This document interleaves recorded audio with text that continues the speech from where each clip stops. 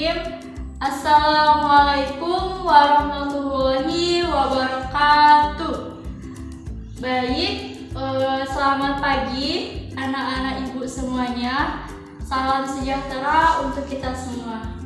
Sebelum ibu memperkenalkan diri, adakah yang di sini sudah mengenal ibu atau jumpa di jalan, entah itu di sekolah atau baru pertama kali kita bertemu di sini? Sebelumnya, ibu akan memperkenalkan diri.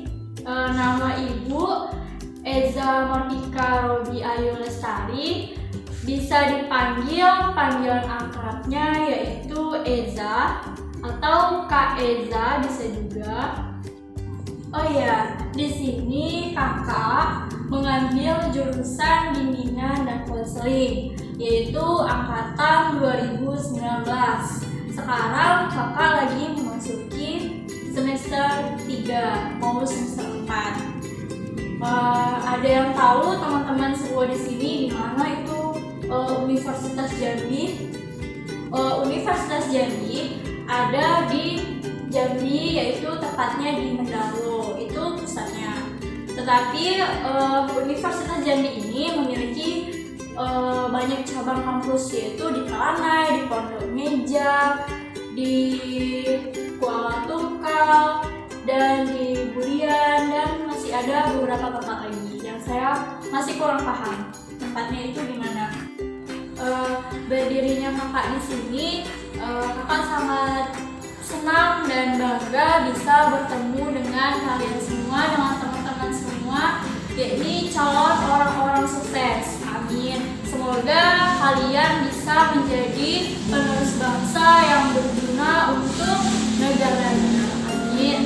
Oke, baik. Pada kesempatan kali ini, kakak akan memberikan kepada kalian, yakni memberikan sebuah layanan bimbingan konseling, di mana itu adalah layanan pemeriksaan konten. Nah, apa sih Bu layanan pemeriksaan konten itu? Layanan pemeriksaan konten adalah sebuah atau suatu layanan bimbingan dan konseling yang mengkehendaki pemberian bantuan kepada individu. Pemberian bantuannya berupa apa sih Kak? Pemberian bantuan itu berupa kemampuan atau keterampilan yang mendorong siswa di dalam aktivitas belajar siswa. Oke, baik. Untuk materi kita hari ini, yaitu mengenai cara mengatasi rasa malas untuk belajar. Di sini, sebelum kita membahas lebih lanjut mengenai cara mengatasi malas belajar, ada yang tahu definisi malas itu apa? Tidak satu aja? Tidak ada yang tahu? Tidak. Baik, Ibu akan menjelaskan yaitu pengertian malas belajar, yakni malas untuk melakukan suatu kegiatan atau malas untuk melakukan sesuatu. Jadi malas itu dapat didefinisikan sebagai rasa tidak ingin melakukan suatu kegiatan apapun. Contohnya, misalnya nih, ada orang tua kalian menyuruh kalian untuk pergi ke toko misalnya. Nah, belikan ibu gula di toko sebentar gitu. Malas Bu, jawaban kalian gitu.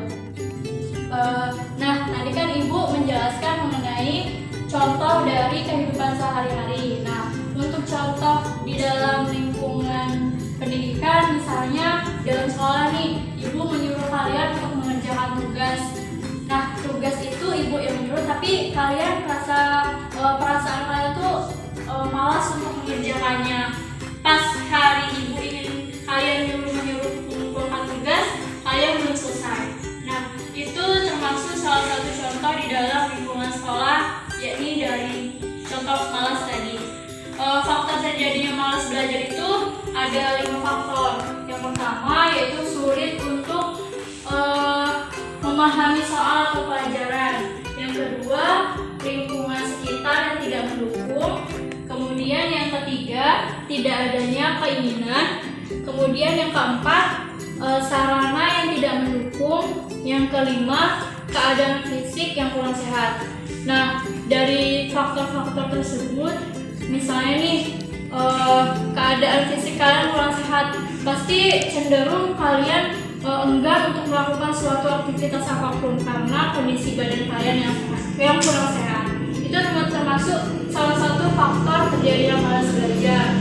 Kemudian untuk ciri-ciri malas belajar tersebut, di sini ibu memiliki 10 ciri-ciri. Jadi yang pertama, memiliki kesanggupan melakukan proses belajar tetapi enggan untuk aktif dalam proses belajar. Misalnya, ibu sedang menjelaskan atau sedang menerangkan suatu pelajaran, salah satu pelajaran, tapi ketika ibu meminta kalian untuk ingin bertanya, kalian enggan untuk bertanya, padahal sebenarnya di dalam hati kalian itu ingin bertanya.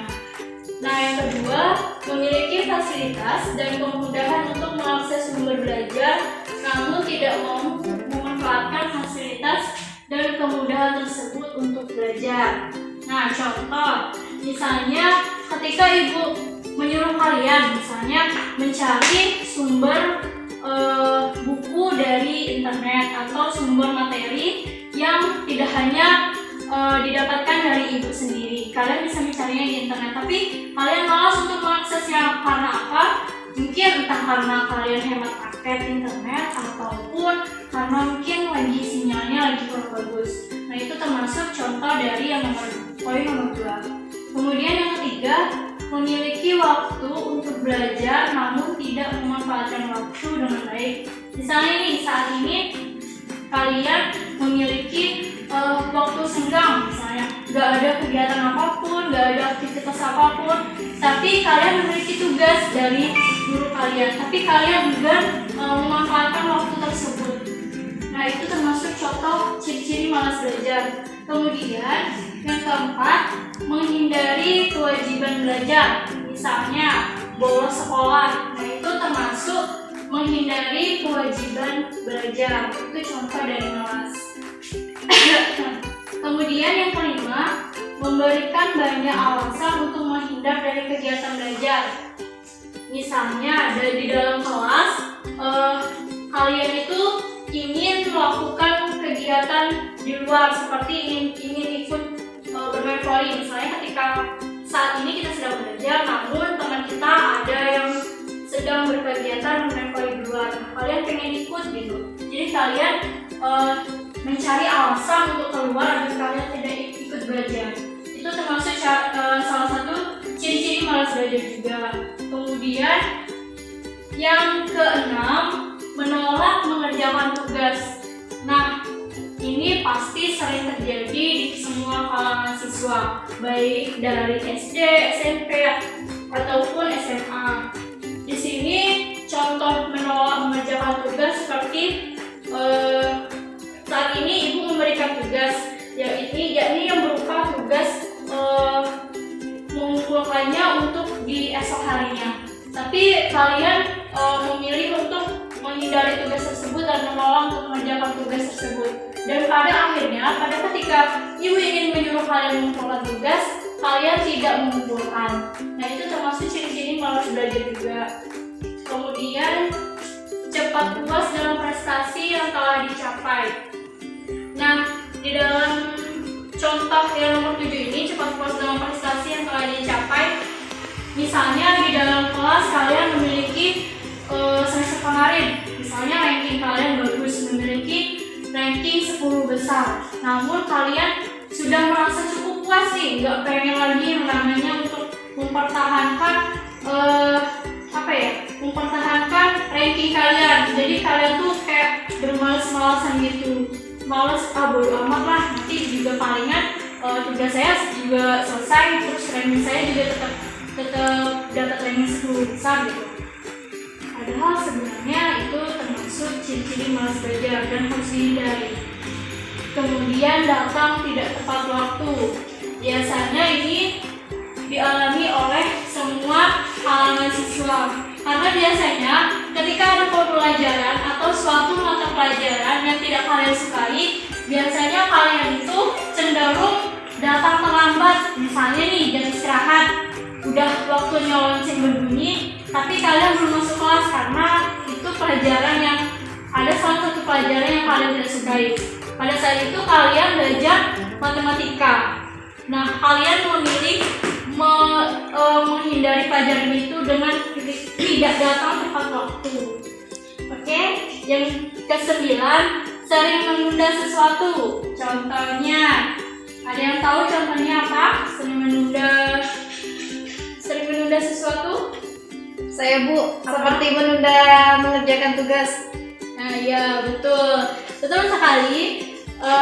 Biasanya itu sering menunda sesuatu, sering menunda melakukan apa tadi? Mengerjakan tugas.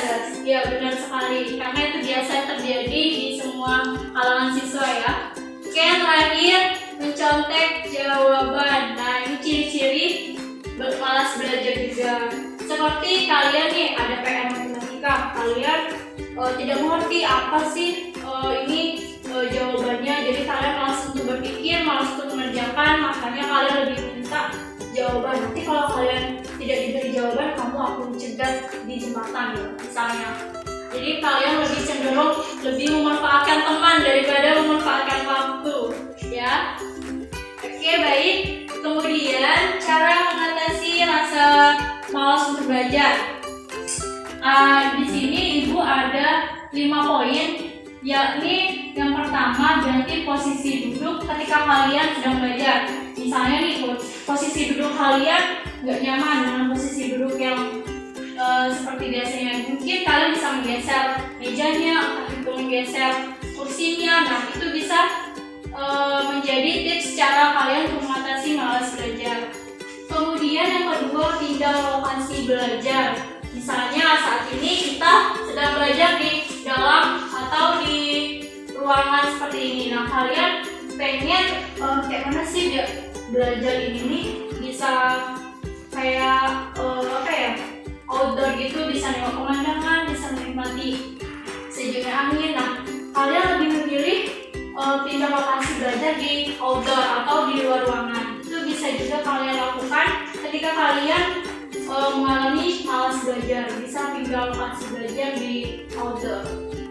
Kemudian yang ketiga, rubah pola belajar. Rubah pola belajarnya yang seperti apa, Bu?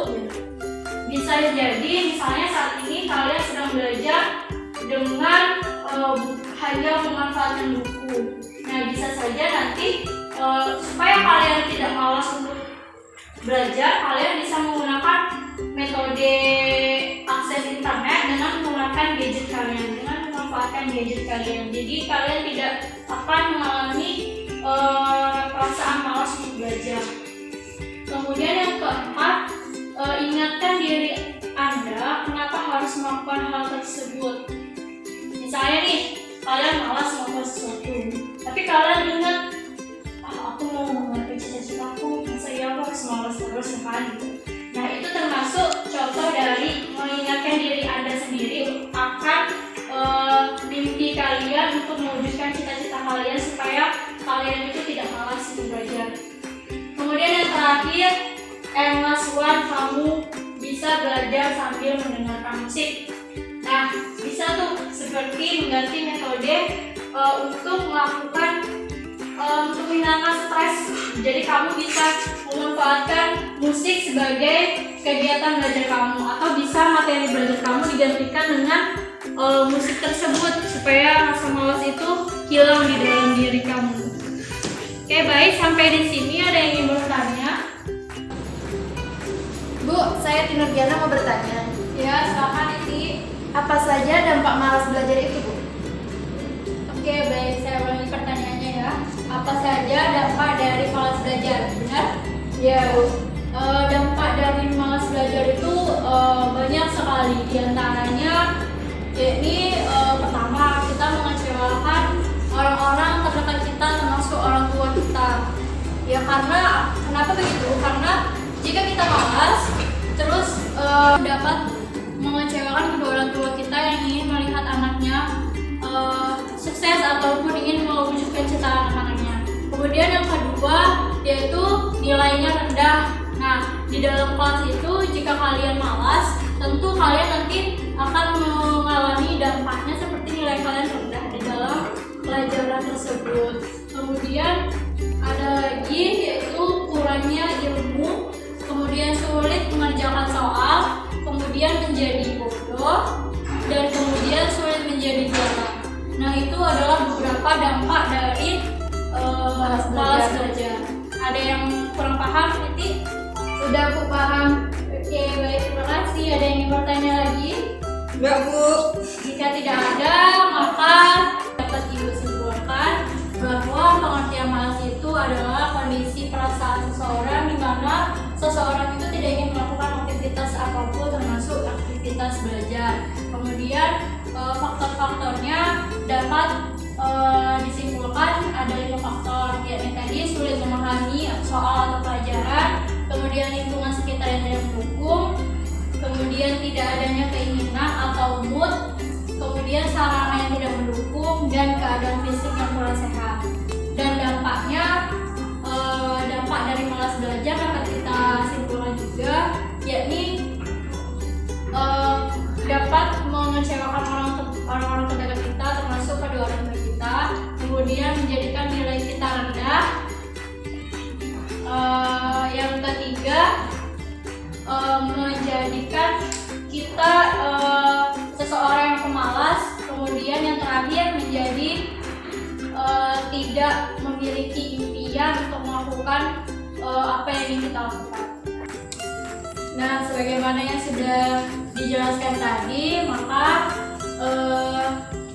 semoga kalian dapat memetik pelajaran dan manfaatnya untuk menjadi pribadi yang tidak malas lagi. Semoga kalian bisa mewujudkan cita-cita kalian dengan menghilangkan rasa malas di dalam diri kalian. Ibu akhiri sekian, terima kasih untuk pada kesempatan kali ini pertemuannya. Saya akhiri, wassalamualaikum warahmatullahi wabarakatuh.